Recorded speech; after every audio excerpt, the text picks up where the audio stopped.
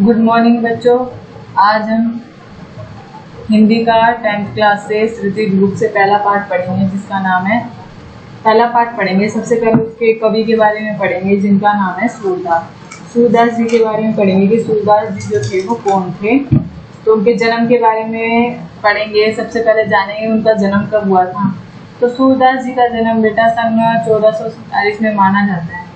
एक मान्यता के अनुसार उनका जन्म मथुरा के निकट रुक्यंता में माना जाता है और दूसरी मान्यता के अनुसार उनका जन्म दिल्ली के पास सिहली में माना जाता है।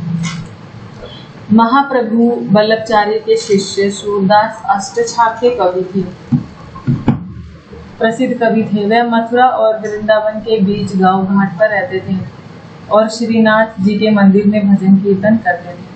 सन 1543 में परसोली में उनका निधन हुआ। उनके 3 ग्रंथ थे, सूरसागर, साहित्य लहरी और सूरसरावली। इन तीनों ग्रंथों में सबसे सर्वश्रेष्ठ सूरसागर को माना जाता है। खेती और पशुपालन वाले भारतीय समाज का दैनिक अद्भुत चित्रण और मनुष्य की स्वाभाविक वृत्तियों का चित्रण सूर की कविता में मिलता है। सूर, वात्सल्य और श्रृंगार के सर्वश्रेष्ठ कवि माने जाते हैं। जो सूरदास जी हैं वो वात्सल्य और श्रृंगार के सर्वश्रेष्ठ कवि माने जाते हैं।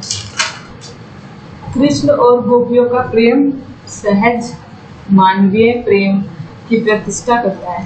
सूर ने मानव प्रेम की गौरव गाथा के माध्यम से ही सामान्य मनुष्य को हीनता बोध से मुक्त किया, उनमें जीने की ललक पैदा की।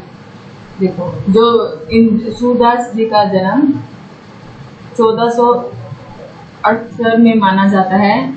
जो देखो, इनका कोई एक मान्य नहीं है कि इनका जन्म कहाँ पर हुआ है। एक मान्यता के अनुसार जो है इनका जन्म माना जाता है मथुरा के निकट, और दूसरी मान्यता के अनुसार इनका जन्म जो है दिल्ली में माना जाता है।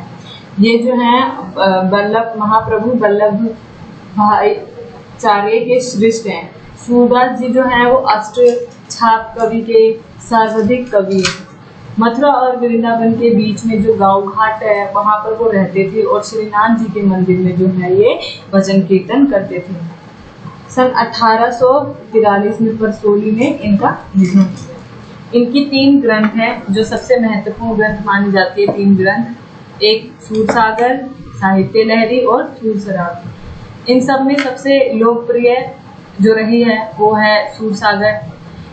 कृषि और खेती पशुपालन के इस भारतीय समाज में दैनिक अंतरंग चित्रण और मनुष्य की स्वाभाविक वृत्तियों का चित्रण सूर की कविता में मिलता है।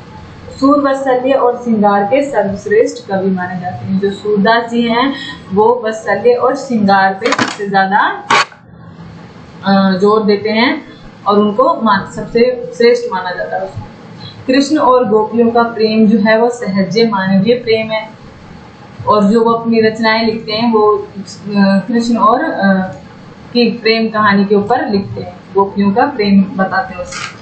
सूर ने मानव प्रेम की गौरव गाथा के माध्यम से समाज में जो है हीनता बोध से मुक्त कराया।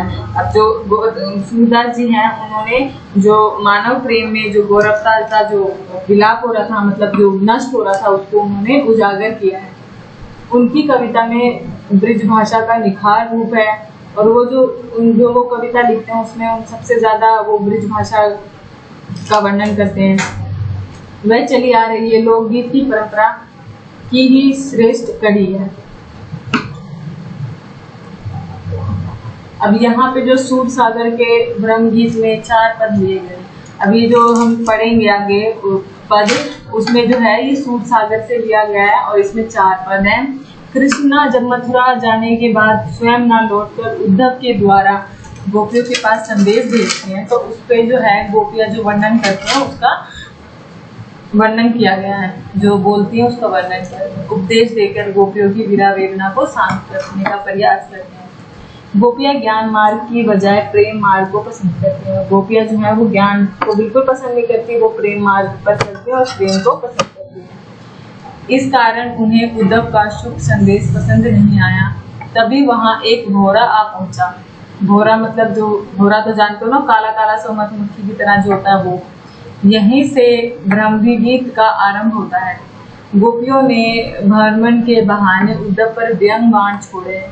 पहले पद में जो है गोपियां कहती हैं, गोपियों की यह शिकायत है कि बाजी लगती है कि यदि उद्धव कभी स्नेह के धागे में बंधे होते तो विरह के वेदना को अनुभूत अवश्य कर पाते। तो वो जो है पहले पद में जब कृष्ण जो है, जब श्री भगवान कृष्ण जो है वो जब मथुरा चले जाते हैं तो वहां से वो जो स्वयं लौट कर नहीं आते, लेकिन जो उद्धव जो उनका मित्र होता है उसके द्वारा जो है वो संदेश भेजते हैं कि व्यंगवान छोड़ा है। पहले पद में जो गोपियों की शिकायत बढ़ी, और जो पहले फिर वो बताती, वो पहले जो पद है उसमें वो अपने जो उद्धव जो उनको ज्ञान मार्ग देते हैं उसके ऊपर वो उनको एक घोड़ा आ जाता है, एक घोड़े के माध्यम से वो उनको उनके ऊपर व्यंग करती है, उनका व्यंग करती है। यदि उद्धव कभी, और बोलती है कि यदि उद्धव तुमने कभी किसी से प्रेम किया होता तो तुम्हें हमारी पीड़ा का पता होता। दूसरे पद में जो है गोपियों की यह स्वीकृति की उनके मन की अभिलाषा मन में ही रह गई, कृष्ण के प्रति उनके प्रेम की गहराई को अभिव्यक्त करती है।